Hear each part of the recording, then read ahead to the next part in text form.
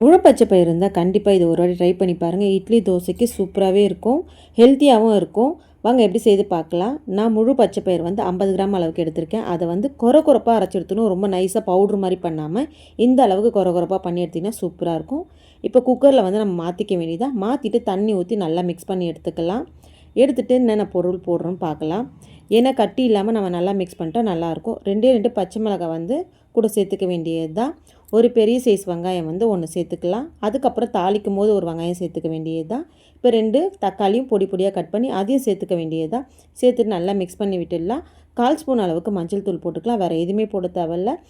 கொஞ்சம் போல் தண்ணி ஊற்றிக்கலாம். ஒரு அரை மணி நேரம் கழித்து நம்ம ஸ்டவ்வில் வச்சு 4 விசில் விட்டு எடுத்திங்கன்னா சூப்பராக நல்லா வந்து இன்னும் வெந்துடும். ரொம்ப நேரம் ஊற வைக்கிறது ஒரு அரை மணி நேரம் ஊற வச்சா போதும், சீக்கிரமாக ரெடி ஆகிடும். நம்ம சொன்ன மாதிரி 4 விசில் விட்டு எடுத்துக்க வேண்டியது தான்.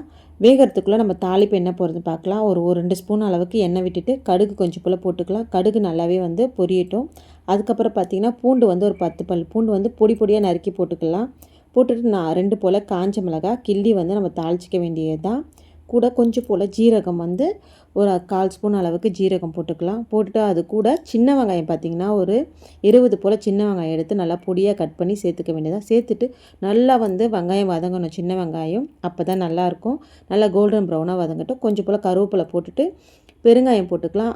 பருப்பு போட்டுக்கனால பெருங்காயம் போட்டால் கொஞ்சம் நல்லாயிருக்கும். அதையும் கூட சேர்த்து நல்லா வாசனை வர அளவுக்கு நல்லா கோல்டன் ப்ரௌனாக வதக்கி எடுத்துக்க வேண்டியது தான். இப்போ நல்லா வதங்கிடுச்சு. உங்களுக்கு தேவைப்பட்டால் ஒரு 1/4 ஸ்பூன் அளவுக்கு விருமிளகாய் தூள் போட்டுக்கோங்க. இல்லைனாலும் போடாமலாம் விட்டாலும் நல்லா தான் இருக்கும். நான் கொஞ்சம் போல் போட்டுட்டு இப்போ வேக வச்சதை லைட்டாக கரண்டி விட்டு மிக்ஸ் பண்ணிங்கனாவே நல்லா ரெடி ஆகிடும்.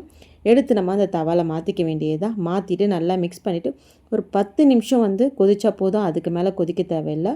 குக்கர்லேயே கொஞ்சம் போல் தண்ணி ஊற்றி நம்ம மிக்ஸ் பண்ணி ஊற்றிக்க வேண்டியதாக. உப்பு கொஞ்சம் போட்டு நல்லா மிக்ஸ் பண்ணிவிட்டு கொதித்து நல்லா வந்து நம்மளுக்கு கெட்டி பதமாக ஆகும்போது நம்ம ஸ்டவ் ஆஃப் பண்ணிக்க வேண்டியது. கொத்தமல்லி போட்டு எடுத்திங்கன்னா சூப்பராகவே இருக்கும்.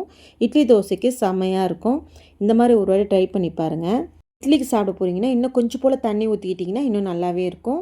தோசைக்குன்னா இதுவே வந்து இந்த கெட்டி பதமாக இருந்தவரை நல்லாயிருக்கும். அடுத்த வீடியோவில் சந்திக்கிறேன். டாட்டா பாய்.